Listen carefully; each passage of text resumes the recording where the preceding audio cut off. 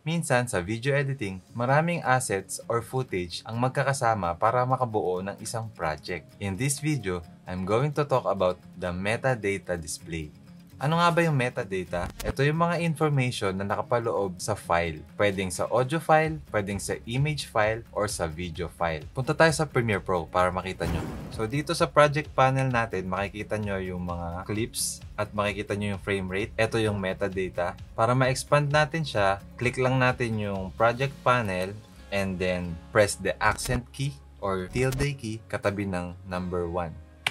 So maraming information na nakikita dito pero hindi lahat na to kailangan natin. Sa akin, ang pinaka-importante is yung frame rate, media duration, and yung video info. Dito kasi yung resolution niya. Dahil minsan nagwo-work tayo ng 4K and then 1080p or may iba pa tayong resolution na ginagamit. Sa audio, medyo importante din tong audio info. So, paano natin i-customize yung metadata display natin? Pwede nyo i-drag yung column papunta sa ibang part. For example, sa left para i-customize. Pero yung iba is nandun pa rin. So, paano natin sila tatanggalin? Right-click nyo lang yung isa sa mga column sa taas and then click yung metadata display. So, makikita nyo yung may mga check dito, yun yung pinapakita nung buong screen or nung project panel natin. Pwede natin tanggalin yung label, media start, media end, video in, video out, at yung iba pang hindi importante para sa'yo. Pwede mo rin i-click yung video usage and audio usage para makita mo kung ilang beses mo na ginamit yung audio na yon or video na yon. Pag tapos ka na, click mo lang yung OK and then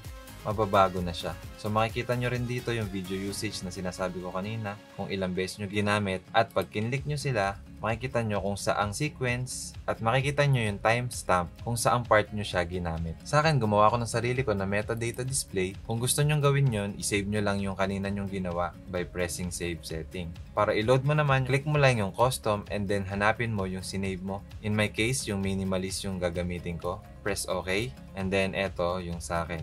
So, etong part na to is clickable siya and then yung proxy status niya kung merong proxy. So, by pressing yung accent key, mai-minimize ulit natin yung project panel.